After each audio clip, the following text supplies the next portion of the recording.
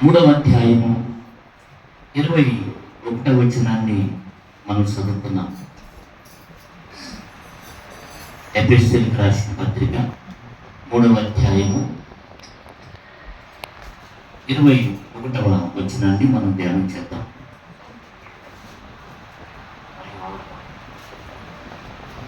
మూడవ అధ్యాయము 21వ వచనం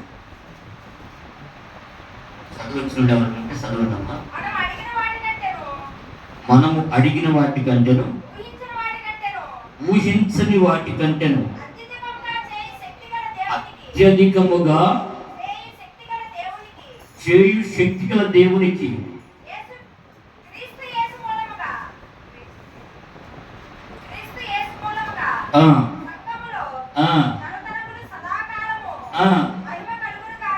ఆమేన్. హల్లెలూయా, హల్లెలూయా. చూడండి, దేవుని పరిశుద్ధ లేఖనంలో ఏమని శ్రమిస్తున్నదంటే, అడుగు వాటి కంటేను ఎవరు అడిగేది? మనం ఎవరిని అడగాలి? ఎవరిని అడగాలి? యేసయ్యని అడగాలి. ఎవరిని అడగాలంట? అందుకంటున్నాడు కదా, అడుగు వాటి కంటేను ఊహించు వాటి కంటేను అత్యధికముగా చేయు శక్తి గల దేవునికి క్రీస్తు యేసు మూలముగా సంఘములో తరతరములు సదాకాలము మహిమ కలుగును గాక. హల్లెలూయా. తరతరములు సంఘములో మహిమ కలుగును గాక అంటున్నాడు. ఇంతకీ సంఘం అంటే ఎవరు? సంఘం ఎవరిది? సంఘం అంటే ఎవరు? మనమే. సంఘం ఎవరిది? దేవునిది. అదొక సంఘం అనగా మనము. సంఘం ఎవరిది అంటే దేవునిది.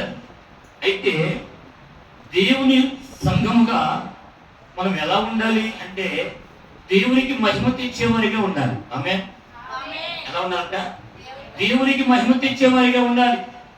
దేవునికి అవమానకరమైన జీవితాలు జీవించేవారిగా మనం ఉండకూడదు. ఆయనది మన దగ్గర ఆశించడం లేదు.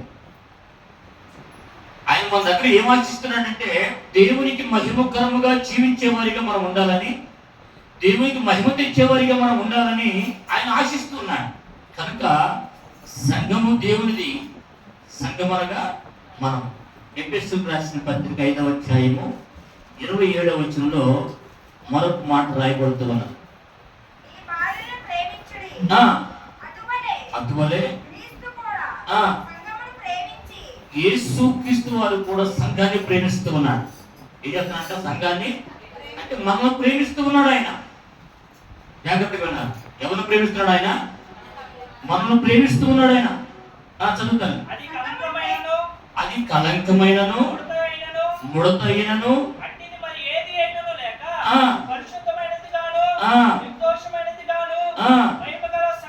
మహిమ కలిగిన సంఘముగాను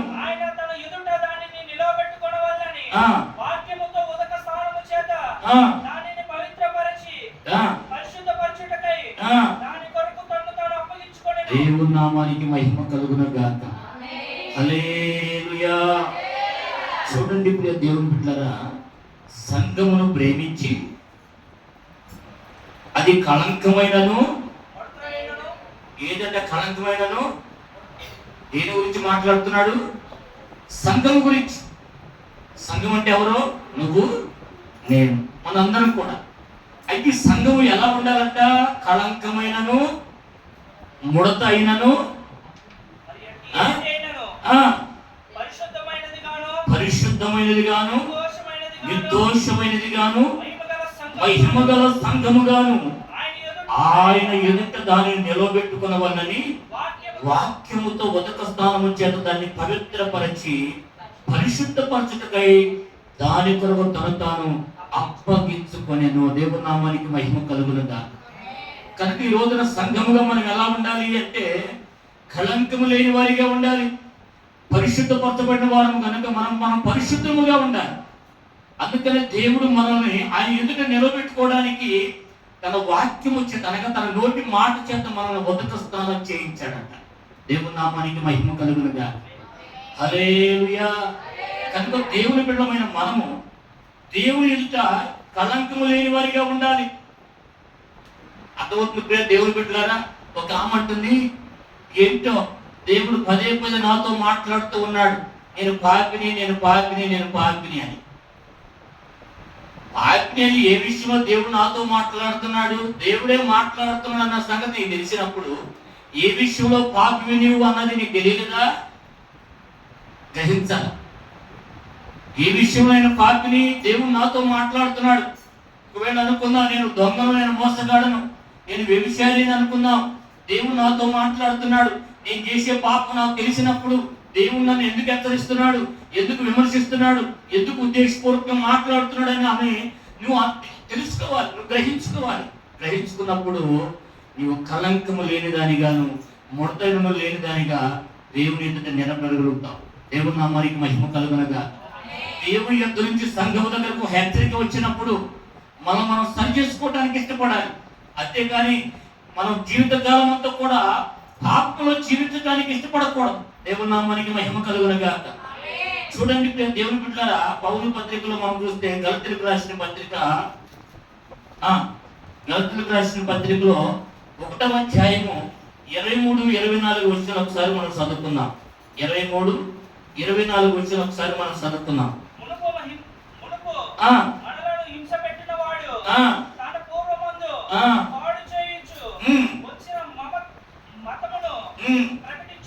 దేవుని నామానికి మహిమ కలుగునగా. హల్లెలూయా. చూడండి దేవుని బిడ్డలారా, ఇక్కడ రాయబడుతున్న మాట ఏమిటంటే 23వ వచనం 1వ అధ్యాయం 23 అంటున్నాడు కదా, ఏమంటే మునుపు మనలను హింస పెట్టిన వాడు తాను పూర్వమందు పౌడి చేయించు వచ్చిన మతమును ప్రకటిస్తున్నాడని సంగతి మాత్రమే ఏంటంటే విని వారు నన్ను బట్టి దేవుని మహిమపరచని. ఎవరిని బట్టి? అపోస్తలుల పౌలు గారిని బట్టి. అతోతి దేవుని బిడ్డలారా, అనేకులట ఏం చేశారట? రాయబడుతున్న మాట అది. ఏమనుకున్నారంట అక్కడ? మనల్ని ఎవరట? ఈయన ఎవరట? హింసకుడు, దూషకుడు, హానికుడుగా ఉన్నాడు. దేవుని సంఘమును ఎంతగానో హింస పెట్టాడు, బాధ పెట్టినవాడు. ఈ రోజున ఎవరిని ఆరాధిస్తున్నాడంట, ఎవరిని ప్రకటిస్తున్నాడట? యేసు క్రీస్తు వారిని ప్రకటిస్తున్నాడు. అయితే వారు అక్కడ రాయబడుతున్న మాట అంటే మతం అని చెప్తూ ఉన్నారు. అక్కడ మాత్రం విని వారు నన్ను బట్టి దేవుని మహిమపరచిరి. ఆ ప్రజలందరూ కూడా దేవుని మహిమపరిచారు. ఎవరిని బట్టి? అపోస్తలుల పౌలు గారిని బట్టి దేవుని మహిమపరిచారంట. అదొద్దు దేవుని బిడ్డలారా. కనుక దేవుని సంఘము గురించి ఒకప్పుడు దేవుని ఎరగిన వారు, దేవుని దూషించిన వారు, దేవుని బిడ్డలకు హాని చేసిన వారు కూడా ఈ రోజు దేవుని ప్రకటిస్తున్నారట. ఎవరిని బట్టి అంటే అపోస్తలుల పౌలు గారు సెలవిస్తున్నట్టు మాట. దేవుని నామానికి మహిమ కలుగునుగా. ఎవరిని బట్టి అంటే దేవుని సంఘమును బట్టి ఈరోజు మనం అందరిని బట్టి కూడా ప్రకటించబడుతూ ఉన్నది. ఏమి స్తోత్రం చెప్పండి. హల్లెలూయా, హల్లెలూయా. కనుకనే ప్రియ దేవుని బిడ్డలారా, మనం చూసినట్లయితే హింసకుడు, దోషకుడు అయినటువంటి వాడు క్రీస్తు కొరకు సాగుటానికి కూడా వెనకాడిన వాడిగా ఉన్నాడు. అనేకులు దూషించిన, నిందించిన, అవమానపరిచిన కూడా యేసు క్రీస్తు వారిని ప్రకటిస్తూ ఉన్నాడు. దేవుని నామానికి మహిమ కలుగునుగా. హల్లెలూయా. కనుక దేవుని బిడ్డలారా, ఈ రోజున సంఘమునకు దేవునికి మహిమ తెచ్చేవానిగా అపోస్తలుల పౌలు గారు ఉన్నాడు. అదవుతుందా? పూర్వము మునుపటి కాలమందు దేవుని ఎరిగినటువంటి కాలమందు సంఘాన్ని హింసించాడు. దేవుని సేవకులు ఎక్కడ దొరుకుతారో దొరికితే సంపేతనే వెనకబడ్డాడు, వెంబడించాడు, వెతికాడు. అయితే దేవుడు దర్శించిన మొదట ఏంటంట? ఆ సంఘము కొరకు తను తాను బలి అర్పించుకోవటానికైనా వెనకాడిన వ్యక్తిగా ఉన్నాడు. ఈ రోజు దేవుని బిడ్డలారా, దేవుని ఎరిగిన స్థితిలో ఒకప్పుడు మనం ఉన్నాం, ఇప్పుడు దేవుని ఎరిగిన స్థితిలో మనం ఉన్నాం. దేవుని ఎరిగిన స్థితిలోంచి ఎరిగిన స్థితిలోకి వచ్చిన తరువాత మనలో ఎక్కడైనా దేవునికి మహిమ కలుగుతుందా? మనల్ని బట్టి ఎక్కడైనా సంఘానికి మహిమ తెచ్చే విధముగా మన ప్రవర్తన ఉన్నదని మనం ఒక హెచ్చరిక చేసుకోవాలి. దేవుని నామానికి మహిమ కలుగునుగా. హల్లెలూయా. అక్కడ వాక్యం వింటున్నామంటే వింటున్నాం కాదు దేవుని బిడ్డలారా. గొప్ప సేవకులు వాక్యమే ప్రకటిస్తున్నారు, చిన్న సేవకులు వాక్యాన్ని ప్రకటిస్తున్నారు, టీవీలో చెప్పిన వాక్యాన్ని ప్రకటిస్తున్నారు, ఫోన్లో వచ్చిన వాక్యాన్ని ప్రకటిస్తున్నారు.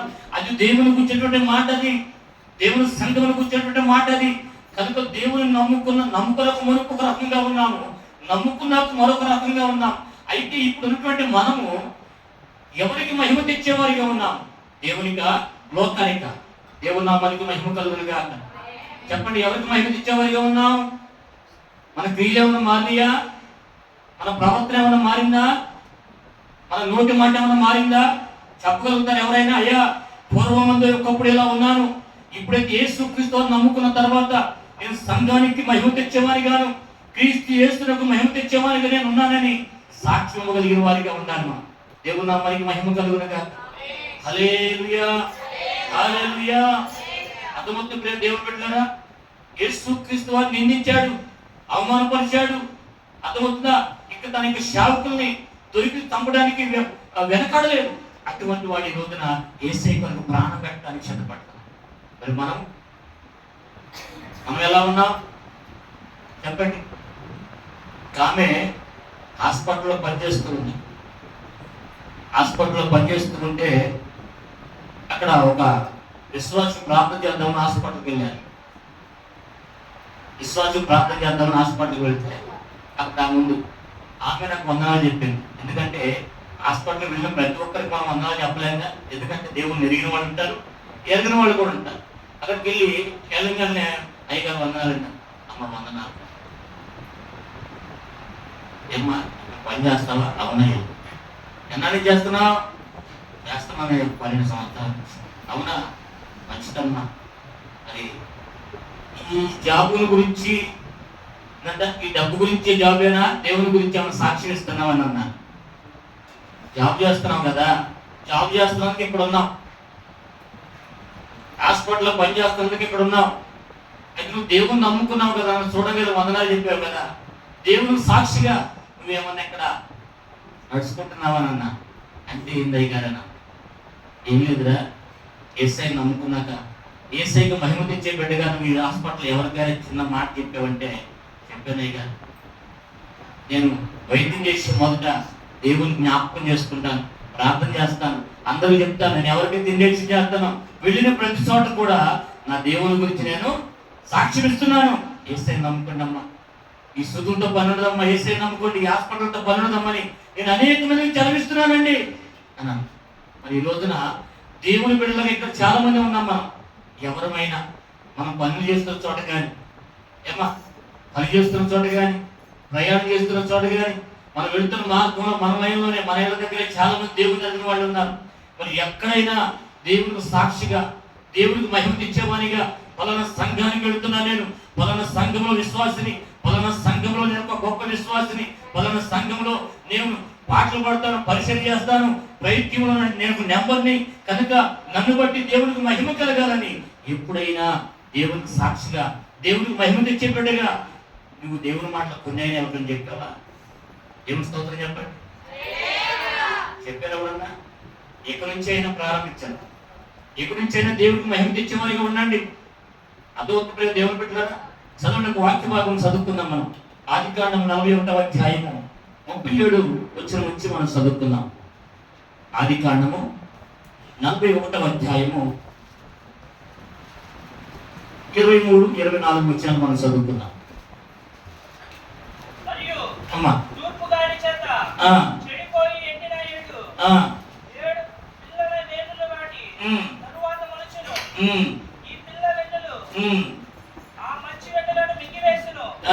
ఈ కలను 41వ అధ్యాయం ఆదికాండము 37వ వచనం. ఆ మాట ఫరో దృష్టికిని అతని సమస్త సేవకుల దృష్టికిని యుక్తమై ఉండెను కనుక అతడు తన సేవకులను చూచి ఇతని వలె దేవుని ఆత్మగల మనిషిని దేవుని ఆత్మగల మనుషుని కనుగొనగలమా అని అనెను. ఫరో దేవునికి అంతయు నీకు తెలియపరిచిన కనుక నీ వలె వివేక జ్ఞానం గలవారు లేరు, నీవు నా ఇంటికి అధికారిగా ఉండవలని నా ప్రజలందరూ నీకు విధేయులై ఉందురు. సింహాసనం విషయంలోనే మాత్రమే నేను నీకంటే పైవాడినై ఉండనని యోసేపుతో చెప్పాను. దేవుని నామానికి మహిమ కలుగునుగా. హల్లెలూయా. చూడండి, ఆ దేశములకు యోసేపు ఎలా వెళ్ళాడు తెలుసా? ఒక బానిసగా వెళ్ళాడు. ఎలా వెళ్ళాట? ఒక బానిసగా వెళ్ళాడు. ఒక బానిసగా వెళ్ళాడు. ఎలా వెళ్ళాడు అంటే, అన్నదమ్ములు ఉన్నారు ఒక ఇంట్లో, అందరికీ సమాధానం ఉండదు, అదవుతుందా, ఒకరికొకరు గిట్టదు, అదవుతుంది దేవుడు బిడ్డలారా. అలాగే ఆ కుటుంబంలో తన అన్నదమ్ముల కంటే వ్యతిరేకంగా ఉన్నాడు. తన అన్నదమ్ముల కంటే కూడా హెచ్చమపడుతూ ఉన్నాడు. తండ్రికి ఇష్టమైన కుమారునిగా ఉన్నాడు. దేవుని యందు విధేయత కలిగిన వాడిగా ఉన్నాడు. అయితే ప్రియ దేవుని బిడ్డలారా, తన అన్నదమ్ములందరికంటే కూడా ఏంటంట హెచ్చింపులో ఉన్నాడు కనుక వీళ్ళందరికీ నచ్చలేదు. తండ్రికి ఇష్టమైన కుమారునిగా ఉన్నాడు, కానీ అన్నదమ్ములకు ఇష్టమైన సహోదరుడుగా లేడు. అయితే ప్రియ దేవుని బిడ్డలారా, చిన్న చూపు చూశారు. తనని ఏం చేశారంట? చంపడానికి ప్రయత్నం చేశారు, కూతురు పడేశారు. అయినా కూడా ప్రియ దేవుని బిడ్డలారా, వాళ్ళ కక్ష తీరల. మన తండ్రికి ఏం సమాధానం చెప్పాలి అర్థం కాదు. ఇలా చంపడం మంచిది కాదు కనుక మనము మన సహోదరుని అన్వేషిద్దాము, కొంత మనీ వస్తుంది, డబ్బు వస్తుందని ఆశించాడు. అయితే ప్రియ దేవుని బిడ్డలారా, అతన్ని ఐగుప్తు వర్తకులకు అమ్మివేశారు. అమ్మివేసిన తర్వాత అక్కడ కొంతమందిని మార్కెట్లో పాట పెడతారు. ఎట్ట పెడతారంట?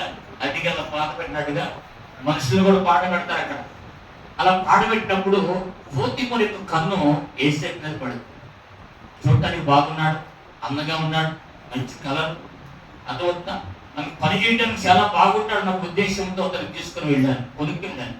అయితే ప్రియ దేవుని బిడ్డలారా, ఎప్పుడైతే యోసేపు ఇంట్లో అడుగు పెట్టాడో, యోసేపు అడుగు పెట్టిన ప్రతి చోట కూడా దేవుడు అడుగు పెడుతున్నాడు.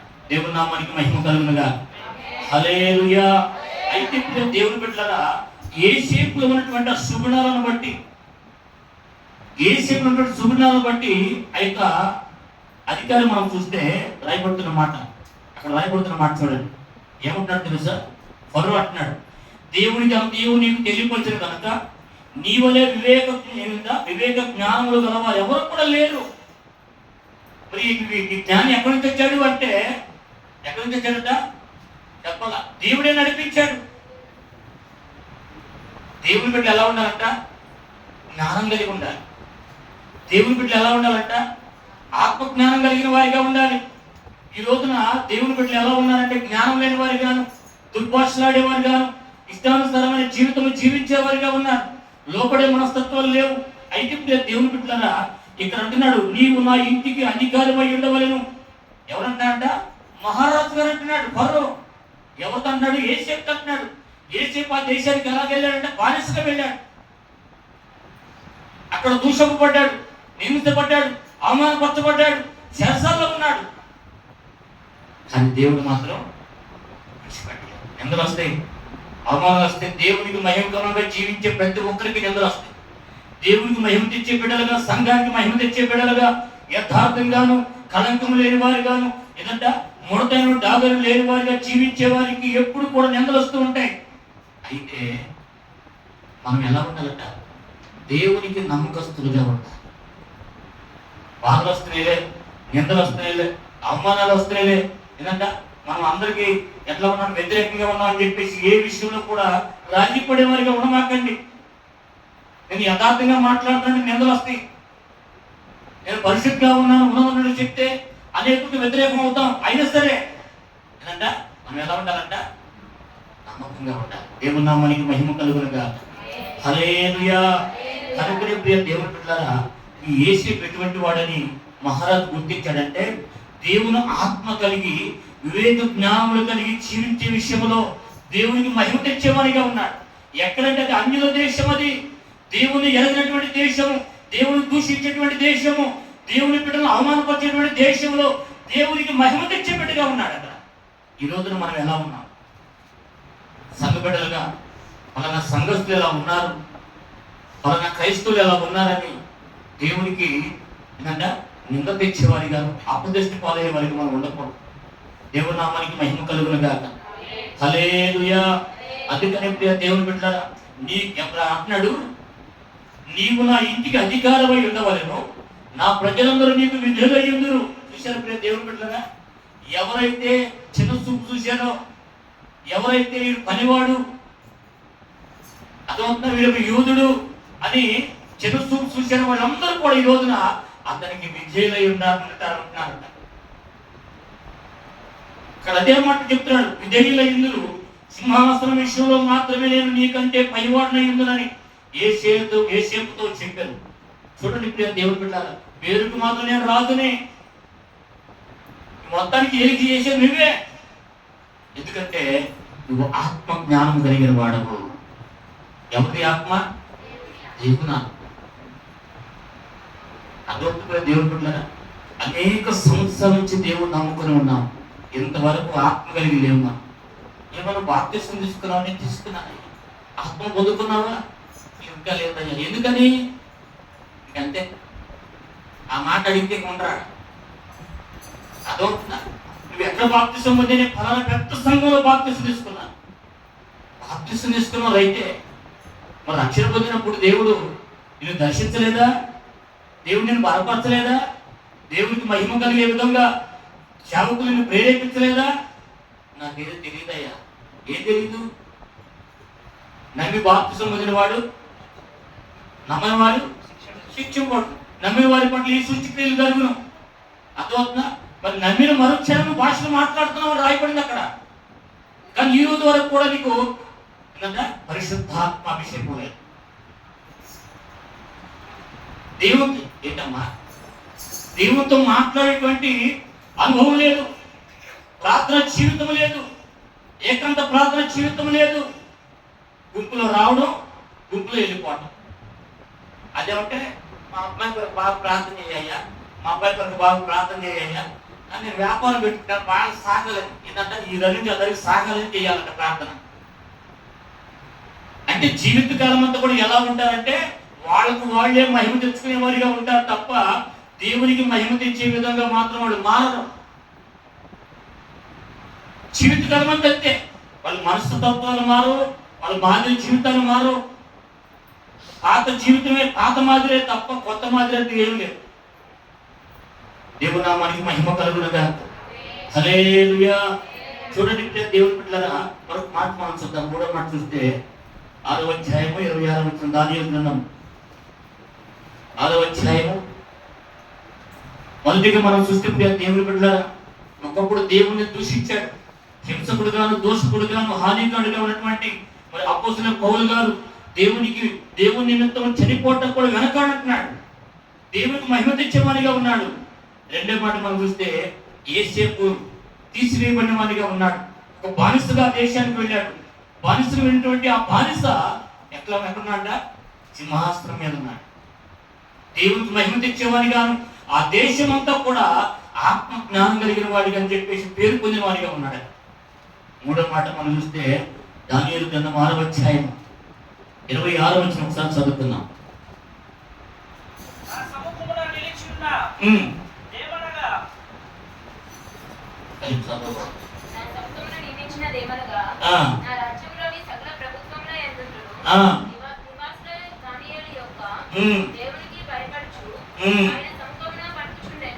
దేవుని నామానికి మహిమ కలుగునుగా. హల్లెలూయా, హల్లెలూయా. 6వ అధ్యాయము 26వ వచనం మనం చదివితే అక్కడ రాయబడుతున్న మాట నేను మీకు చదివి వినిపిస్తాను. నా సముఖమున నియమించిన ఏమనగా నా రాజ్యములోనే. ఎవరి మాట చెప్పేది? ఏ రాజు అయినా? ధైర్యవేశ్వరాజు. ఆయన అంటున్నాడు కదా, నా రాజ్యములోని సకల ప్రభుత్వముల యందు నివాసులు దానియేలు యొక్క దేవుని భయపడుతూ ఆయన సముఖమున వణుకుచుండవలెను. అటువంటి దేవుని బిడ్డలారా, ఆ దేశానికి వీళ్ళు ఎలా వెళ్ళారు? బానిసలుగానే వెళ్ళారు. వీళ్ళు కూడా బానిసలుగా వెళ్ళారు. షద్రకు, మేషకు, అబేద్నెగోను, దానియేలు వీళ్ళందరూ కూడా, ఇంకా చాలా మంది యవనస్తులు అందరూ కూడా అక్కడ చెలగొన్నారు. అంటే వారంతా వచ్చి దేశాన్ని జయించి వీళ్ళందరూ బానిసలుగా దేశాన్ని తీసుకుని వెళ్ళిపోయారు. బానిసలుగా వెళ్ళినటువంటి వీళ్ళు ఆ దేశంలో ఎలా ఉన్నారంటే రాజు సైతం కూడా దేవుని గణపరిచే వ్యక్తిగా, రాజు కూడా దేవుని గణపరిచే విధముగా, ఇదంట మహిమ తెచ్చే విధముగా వీళ్ళు నడుస్తున్నారంట. దేవుని నామానికి మహిమ కలుగునుగా. హల్లెలూయా, హల్లెలూయా. కనుక ప్రియ దేవుని బిడ్డలారా, రాయబడుతున్న మాట ఏంటంటే, సకల ప్రభుత్వం యందు, ఒక ప్రభుత్వంలో కాదు, ఒక ప్రభుత్వంలో ఒక అధికారి ఇంకొక చోటికి అధికారం చూపించడానికి లేదు. కానీ ఈయన అలా కాదు. ఏమిటంటే అక్కడ సకల ప్రభుత్వముల యందు నివాసులు దానియేలు యొక్క దేవుని భయపడుచు, అందరూ కూడా, ఒకరు కాదు, ఇద్దరు కాదు, ముగ్గురు కాదు. అదే మన దేశంలోనైతే అదొకటి దేవుడు పెట్టలేదా, ఎవడు చూసినా క్రైస్తవుల మీదే పడాలి. వీళ్ళైతే క్రైస్తవులు నిందించవచ్చు, అవమానపరచవచ్చు, దూషించవచ్చు, అర్థమవుతుందా, హేళన చేయొచ్చు. 10 మంది కలిసి ఒక సేవకులను కొట్టవచ్చు, విశ్వాసాలు కొట్టవచ్చు. న్యూజిలాండ్లో ఏనంటే ఇండియాలో క్రైస్తవుల మీద దాడులు జరుగుతున్నాయి. ఇండియాలో క్రైస్తవుల్ని కోస్తున్నారు, అవమానపరుస్తున్నారని న్యూజిలాండ్లో మన దేశంలో ఉన్నటువంటి విగ్రహాన్ని యొక్క జెండాని అటు వ్యక్తిని పెట్టి పట్టుకుని లాగి పడేసేసారు. అది ఈ రోజున రెడ్ టీవీలో వస్తుంది అన్నమాట. ఇక్కడ క్రైస్తవులు ఇన్ని రకాలుగా దూషించిన ఏం లేదు, ఇన్ని రకాలుగా అవమానపరిచిన ఏం లేదు. వాళ్ళు ఏదో దేశంలో క్రైస్తవులు ఇండియాలో నాశనం చేస్తున్నారు, వాళ్ళని పాడు చేస్తున్నారు, వాళ్ళని అవమానపరుస్తున్నారు, వాళ్ళని రక్తం కళ్ళ చూస్తున్నారు అని వాళ్ళు కూడా ఏదో చేసినందుకు టీవీలు మొత్తం, ఛానల్స్ మొత్తం అదే బాధ. ఈ రోజున ఆనాడు ఉన్నటువంటి దానియేలు భక్తి ఈ రోజున మనకి ఎందుకు లేదంటున్నాను, ఒకసారి ఆలోచించండి. ఏంటమ్మా, అదవుతుందా? కారణం ఏంటంటే మనమే దేవుని నమ్ముకున్న మనము దేవునికి మహిమ తెచ్చేవారిగా ఉండక దయ్యాలకు మహిమ తెచ్చేవారిగా ఉన్నాం. దేవుని మందిరానికి వెళ్తానే ఉంటాం, తైతులకు వెళ్తానే ఉంటాం. దేవుని మందిరానికి వెళ్తానే ఉంటాం, కొబ్బరికాయలు కొడతానే ఉంటాం. దేవుని మందిరానికి వెళ్తానే ఉంటాం, వ్యభిచారం చేస్తానే ఉంటాం. దేవుని మందిరానికి వెళ్తానే ఉంటాం, ఏదంటే సోదరులు చెప్పుకుంటానే ఉంటాం. దేవుని మందిరానికి వెళ్తూనే ఉంటాం, అడ్డమైన తింటూనే ఉంటాం. ఎక్కడ కూడా ప్రత్యేకమైనవి ఏమి లేవు మనలో. అందుకనే మన దేశంలో మనం కూడా బానిసలా బతుకుతున్నాం. ఒకసారి ఆలోచించండి.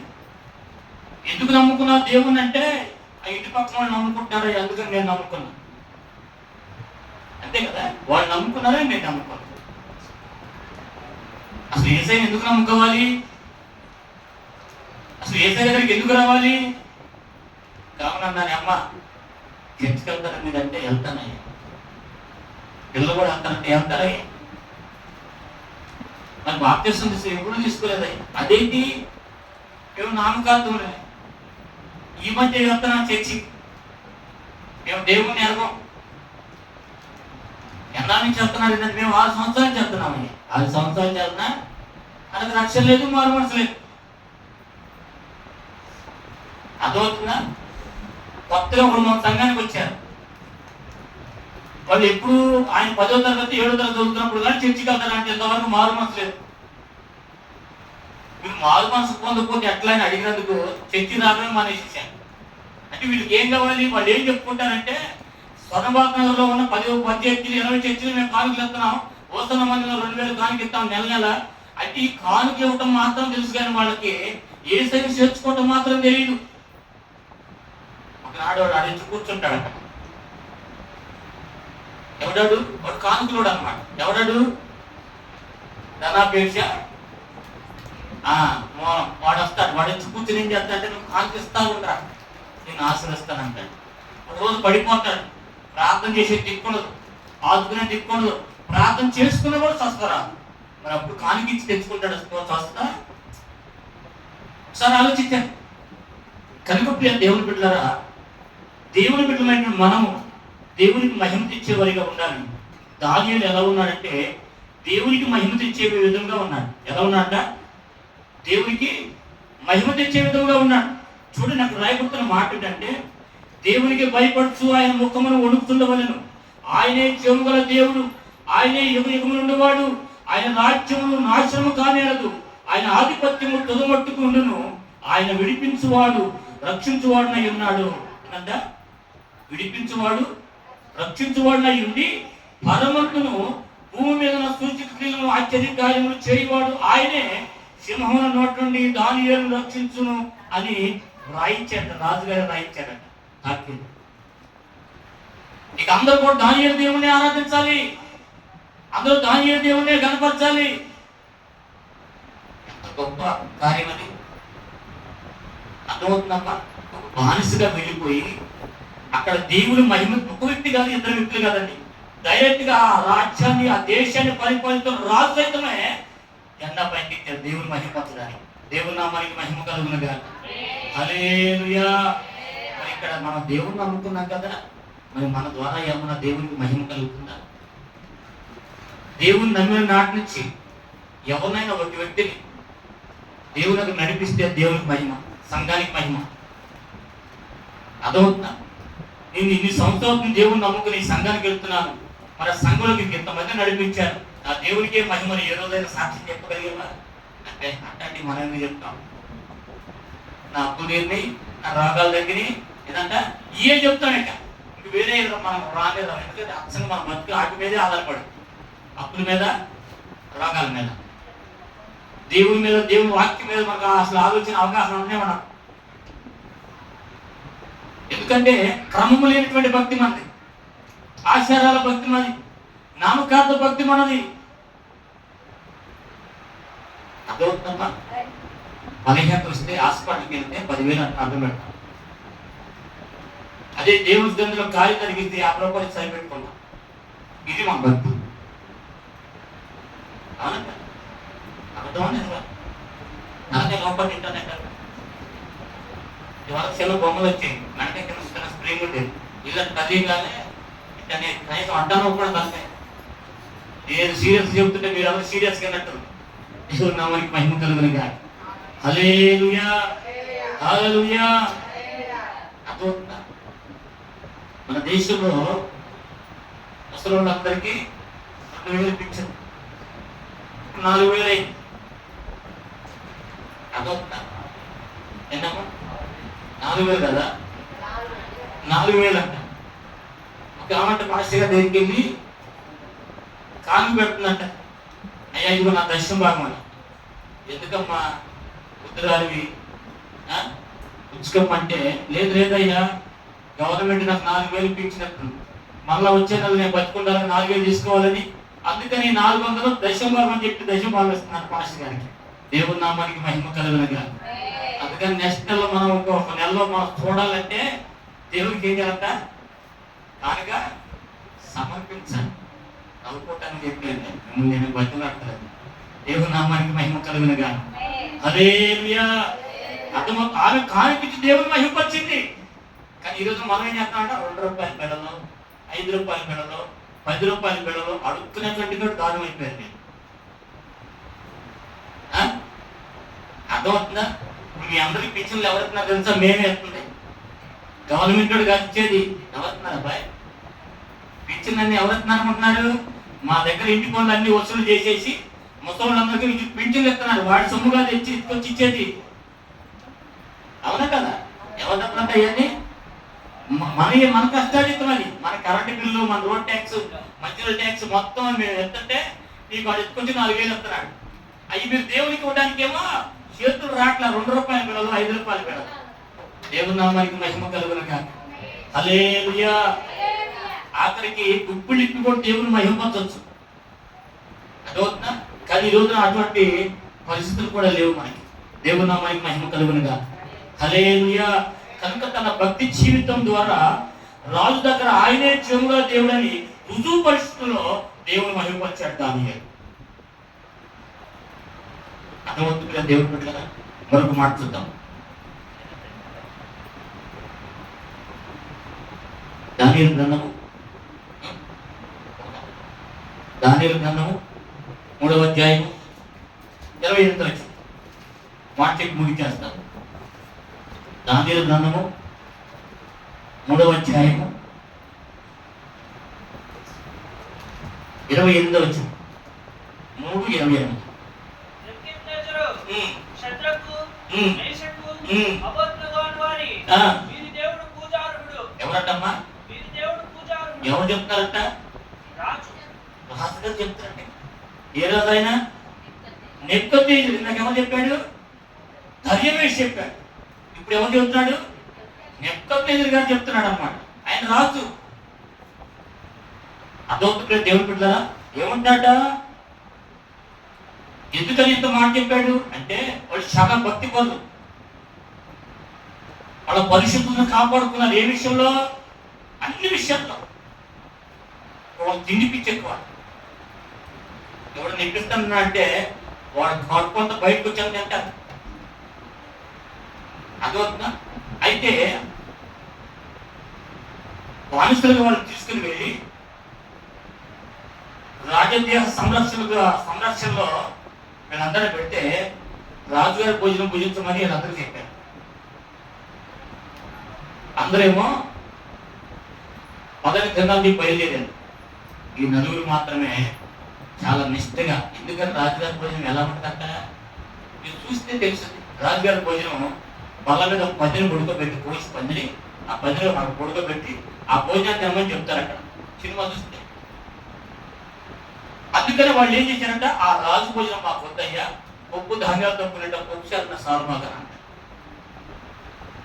ఆ స్థితిలో నుంచి ఆ భక్తిలో నుంచి వాళ్ళు రాజులోని ఎలా వచ్చారంటే రాజుగారు నిలబెట్టినటువంటి ఏంటంట ప్రతిమకు మొక్కకుండా ఉంటే ఎవరైతే మొక్కకుండా ఉంటారో వాడిని ఏంటంట ఎత్తుకెళ్ళి అగ్నిగుణంలో పడేయాల. వాడి శిక్ష అది. అందరూ మొక్కుతారు కానీ వీళ్ళు నలుగురు మొక్కరు, వీళ్ళు ముగ్గురు. ఆ సందర్భంలో దానియేలు గారు ఉన్నారో లేరు అక్కడ రాయపడలేదు. అయితే ఇప్పుడు దేవుని బిడ్డలారా వాళ్ళు ఏమంటారు తెలుసు అక్కడ చూడండి. అంతటా ఆ, నెబుకద్నెజరు ఆ, వేడిమి కలిగి ఆ, మండుచున్న ఈ అగ్నిగుండము ఆ. వారికి దగ్గరకు ఆ. వచ్చి నేను చదువుతానండి. షడ్రకు మేషకు అభ్యర్థిగాను రాజుతో ఈ లాగు చెప్పింది. నెబుకద్నెజరు ఇందుని గురించి నీకు ప్రత్యుత్తరం ఇవ్వాలని చెప్తే అవసరం మాకు లేదంటున్నారు. చింత మాకు లేదు. ఒకవేళ 700 కలిగిన అగ్నిగుండాలు మమ్మల్ని పడేసినా నువ్వు నిలబెట్టిన ప్రతి మేము మొక్కనే మొక్కం. మేము సేవించున్న దేవుడు మండుతున్న వేడిమి గల ఈ అగ్నిగుండంలో నుండి మమ్మల్ని తప్పించి రక్షించుట సమర్థుడు. అబ్బా ఎంత ధైర్యంగా ఉన్నారు వాళ్ళు, ఎంత విశ్వాసంగా ఉన్నారు వాళ్ళు. వారి ద్వారా దేవునికి మహిమ కలుగుతుంది. అక్కడ భక్తిని చచ్చిపోయి వాళ్ళు బతికినా బతికించకపోయినా వాళ్ళు ఏమంటారంట మా దేవుడు సమర్థుడు అని అంటారు. లోపలికి వెళ్ళిపోయిన తర్వాత రాకపోయి పక్కన పెట్టేయండి. ఎంత విశ్వాసంతో ఉన్నారో, ఎంత భక్తి కలిగి ఉన్నారో, ఆ మాటను బట్టి ఎంత మహిమ దేవునికి తెచ్చారో వాళ్ళు ఒకసారి ఆలోచించండి. ఒక అన్యులు ఎదుట ఎంత ధైర్యంగా మాట్లాడారు ఆ ముగ్గురు.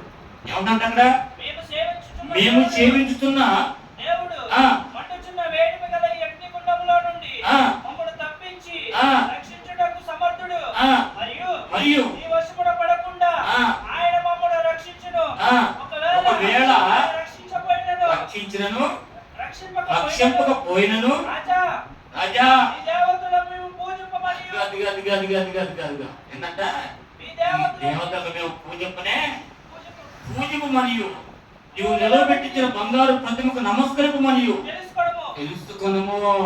అందుకు నెబుకద్నెజరు అత్యాగ్రహం ఉంది. అందున ఏం చేసేట పక్కన సైనికులు పిలిచిరే లక్ష్మికి వెళ్ళి అగ్నిగుణాన్ని ఏమన్నాడట గుండము ఆ. ఎప్పటికంటే ఎప్పటికంటే 7 వేడిమిగా చేయమని ఇంకా ఎక్కువగా 700 వేడట 7 వేడిమి చేయమని ఆజ్ఞ ఇచ్చెను. చూడండి ప్రియ దేవుని పట్ల సైనికుల్లో ఉండి బలిష్ఠులైన వారిని కొంతమందిని పిలిపించి షడ్రకు మేషకును అభేద్నెగోను బంధించి వేడిమి కలిగిన ఆ మండుతున్న అగ్నిగుండంలో పడేసింది. నాకేంటంటే అయితే వారు అంగీలు నిలువుటంగీలు వస్త్రాలను ఏవి కూడా తీయక అందులో వాటిని నెట్టేసేసారు. లోపల అగ్నిలో నెట్టి పడేసేసారు. వస్త్రాలతోనే నెట్టి పడేసేసారు. అయితే ఇప్పుడు దేవుని బిడ్డలారా ఉన్న పాట ముగ్గురు వేడిమి కలిగిన మండుతున్న అగ్నిగుండంలోనే పడివేశారు. రాజు ఆజ్ఞ తీవ్రమైనందున కొండం మిక్కిలి వేడికలైనందున షడ్రకు మేషకు అభ్యర్థులను విసిరివేసిన ఆ మనుషులు అగ్ని జ్వాల చేత కాల్చబడ్డారు. వాళ్ళు చనిపోయారు. వీళ్ళైతే లోపల ఏం చేస్తున్నారంట? ఎలా ఉన్నారంట? లోపల ఎలా ఉన్నారంట? ఎప్పుడు ఎలా ఉన్నారంట? అక్కడ రాయబడింది, ఆ ముగ్గురు మనుషులు బంధింపబడిన వారై వేడిమి కలిగి మండుతున్న అగ్నిగుండంలో పడగా రాజు నెబుకద్నెజరు ఆశ్చర్యపడి తీవ్రముగా లేచి, మేము ముగ్గురు మనుషులను బంధించి అగ్నిలో వేస్తాము కదా అని తన మంత్రులను అడిగాను. వారు రాజా సత్యమే అని రాజుతో ప్రత్యుత్తరం ఇచ్చారు. అందుకు రాజు, నేను నలుగురు మనుషులను బంధకము లేక అగ్నిలో సంచరించడం చూస్తున్నాను. వారికి ఏ హానియు ఏమీ కలగలేదు. నా వలన వాని రూపము ఏంటంటే నాలుగో వాని రూపము అగ్నిలో పడేసిన సైనికులే కాలిపోయారు. వీళ్ళు మాత్రం ముగ్గురు ఉన్నవాడు నలుగురుగా తిరుగుతున్నారు. లోపల నాలుగో వ్యక్తి రూపం ఎలా ఉందంట? అర్థమవుతున్నప్పుడే దేవుని పెట్టలేదా? నాలుగో రూపం దేవదూత రూపం పోలిందై వారికి ప్రత్యుత్తరం ఇచ్చారు. అంతటా నెబుకద్నెజరు వేడిమి కలిగి మండుతున్న ఆ అగ్నిగుండం వాకిలి దగ్గరకు వచ్చి, షడ్రకు మేషకు అభ్యర్థుల వాళ్ళారా, మహోన్నతులకు దేవుని సేవకులారా, బయటికి వచ్చిన అద్దెకు రండని పిలువగా షడ్రకు మేషకు అభ్యర్థులను అగ్నిగుండం నుండి బయటికి వచ్చి అధిపతులను, సేనాధిపతులను, సంస్థానాధిపతులను, రాజు యొక్క ప్రధాన మంత్రులను కూడి వచ్చి ఆ మనుషులను పరీక్షించి వారి శరీరములకు అగ్ని ఏ హాని చేయకున్నట్టు, వారి తల వెంట్రుకలు ఒకటైన కాలిపోకున్నట్టు, వారి వస్త్రము చెడిపోకున్నట్టు, అగ్ని వాసనైనను వారి దేహంలో తగలకున్నట్టు చూచిరి. ఎంత గొప్ప దేవుడు మా దేవుడు! దేవుని నామానికి మహిమ కలుగునగా. హల్లెలూయా. చూసారా? దేవునికి వారు మహిమ తెస్తే దేవుడు వారిని గణపరిచాడు. అక్కడ దేవుడు వారిని బలపరిచాడు. అక్కడ అందుకనే భక్తి విషయంలో కూడా మనం ఎలా ఉండాలంటే దేవునికి మహిమ తెచ్చే వారిగా ఉండాలి. దేవుని నామానికి మహిమ కలుగునుగా. నన్ను బలపరచు అనేది నేను సమస్తము మొత్తం మనం దేవుని బలపరచాలి. అప్పుడు ఆయన మనం ఏం చేస్తాడంట? మన విషయంలో సమస్తం కూడా చేస్తాడు ఆయన. ఎందుకంటే ఆయన సమర్థుడు కాబట్టి. దేవుని నామానికి మహిమ కలుగునుగా. హల్లెలూయా, హల్లెలూయా. వీళ్ళు ఎలా బతికొచ్చారు? వీళ్ళు వస్త్రాలు కాలేదే, కనీసం వస్త్రం కూడా రాలేదే అని చూస్తున్నారు దగ్గరకు వచ్చి వాళ్ళ అధికారులందరూ కూడా. ఏమ్మా, అప్పుడు ఆ మనుషులే, ఇప్పుడు మనం మనుషులమే. అప్పటికిప్పుడు ఏంటి తేడంటే వాళ్ళు మంచి భక్తి పనులు. మరి మనలో ఎందుకు లేదు ఆ భక్తి? అరయ్యా, ఎందుకంటే ఆ భక్తి మనకి ఈ రోజున చూడండి, ఒకసారి ఆలోచించండి. వారి శరీరంలో అగ్ని హాని చేయకున్నటయు, వారి తల ఎంటుకల్లో ఒకటైన కాలిపోకున్నటయు, వారి వస్త్రము చెడిపోకున్నటయు, అగ్ని వాసనైన వారి దేహంలో తగలకున్నటయు చూచిరి. అంటే దేశంలో ఉన్నారు కదా? దేశంలో ఉన్నారా? చెప్పండి. అసలు ఈ ఎండకు తగిలితేనే మనం వేస్తానికి పోతాం, కూలింగ్ వాటర్ తాగుతాం మనం. అటువంటిది వేడిమి కలిగినటువంటి 700 అగ్నిగుండంలో పడేస్తే వాడు వాసన కూడా రాదంట, వేడి వాసన కూడా రాలేదంట. ఎందుకంటే వాళ్ళు దేవుణ్ణి కనపరచడానికి, దేవుని మహిమపరచడానికి ఇష్టపడ్డారు. ఈ రోజు నువ్వు కూడా ఏం చేస్తావు తెలుసా? నువ్వు వెళుతున్నటువంటి పని, ఎక్కడైతే నీ యజమాని దగ్గర పనిచేస్తున్నావో, వెళుతున్న మార్గంలో నువ్వు ఎక్కడికి వెళ్ళి కూర్చుంటున్నావు, ఎవరితో కూర్చుంటున్నావో, అక్కడ ఎక్కడికైనా సరే నువ్వు దేవునికి మహిమ తెచ్చేటట్టుగా ఉంటే వారందరూ కూడా దేవుడిని హెచ్చించేవానిగా ఉన్నాడు. ఆమేన్, హల్లెలూయా, హల్లెలూయా. కనుక ప్రియ దేవుని బిడ్డలారా, తమ దేవునికి కోరేది ఏంటంట? తమ దేవుణ్ణి కాక వేరొక దేవునికి నమస్కరించక సేవించకపోవటం విషయంలో తమ దేవుని తప్ప వేరొక దేవుని ఎవరిని కూడా సేవించడానికి వారు ఇష్టపడలేదు. దేవుని మహిమపరిచే విషయంలో మాత్రమే, ఇక ఎవరి విషయంలో కూడా వాళ్ళు భయపడాలి. ఆ దేవుడు రక్షించకపోయినచ్చు నీవు నిలబెట్టిన బంగారు ప్రతిభ మాత్రం అక్కడ వాళ్ళ ధైర్యం దేవుడు పెట్టారు. ఈరోజు మనం కూడా ధైర్యం కలిగి ఉండాలి. మనం కూడా దేవుని గణపరిచే వ్యక్తులుగా ఉండాలి. దేవునికి మహిమ తెచ్చే బిడ్డలుగా ఉండాలి.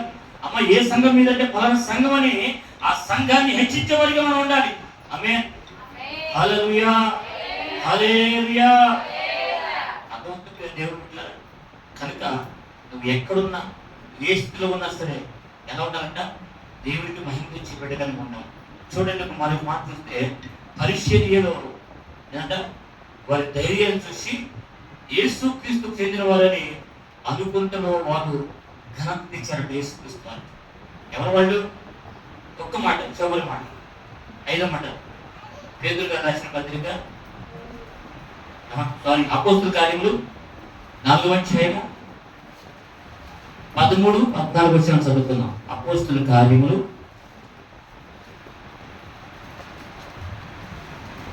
4వ అధ్యాయము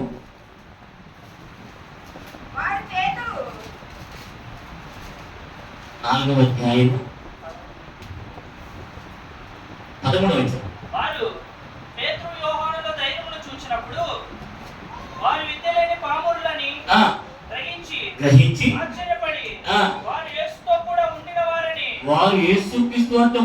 వారని తిరిగి స్వస్థత పొందిన ఆ మనుషుడు వారితో కూడా నిలిచియుండుట చూచి మేమేమి ఎదురు చెప్పలేకపోయిరి.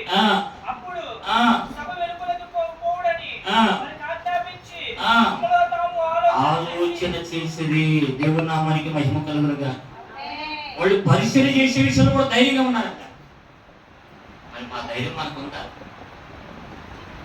గంటలు మనం రోడ్ల మీద ముచ్చట్లాడుతూ ఉంటాం. చెట్ల కింద కూర్చొని, పంట పక్కన కూర్చొని, చాలా తర్వాత వచ్చేవే ఎక్కడ కూర్చోం అనే ముచ్చట్లు తెగాడతాం మనం. అవునా కదా? మరి మనం దేవుని నమ్ముకున్నాం కదా. చాలా మంది ఏ విషయంలో గంత పొందుతున్నారంటే వాడు సొంత విషయాల్లోనే ముచ్చట్లాడిపోతున్నారు. వాటికే గంత వచ్చేస్తుంది. దేవునికి వచ్చేటువంటి విషయాల్లో, ఆత్మ సంబంధమైనటువంటి విషయాల్లో వారికి గంత లేదు. అదవుతుంది దేవుని బిడ్డలారా. పరిచర్యలో వారి ధైర్యం చూసి వారంటే యేసుక్రీస్తు వారికి చెందిన వారు అనుకున్నారట. వారు యేసుక్రీస్తు వారితో ఉన్నవారు అనుకున్నారట. అంత ధైర్యం కలిగి వారు దేవుని ప్రార్థించారు. ఈ రోజున కనీసం మన ఇంటికి వచ్చే వాళ్ళకన్నా దేవుని మాటలు చెప్తున్నామా? కనీసం మన ఇంటి పక్కన వాళ్ళకన్నా దేవుని మాటలు చెప్తున్నామా? ఆ విషయంలో నన్ను దేవునికి ఘనత తెచ్చేవారిగా, దేవుని మహిమపరిచేవారిగా ఉన్నాము. ఒకసారి ఆలోచించాలి. ఇక్కడి నుంచి అయినా సరే మనము దేవుని మహిమపరిచేవారిగా, దేవునికి ఘనత ఇచ్చేవారిగా ఉన్నట్లయితే దేవుడు మనం ఆశీర్వదిస్తాడు. కొద్ది మాటలు దేవుడు దీవించి మన హృదయంలో నాటి ఫలింపచేయును గాక. ఆమేన్. హల్లెలూయా, హల్లెలూయా.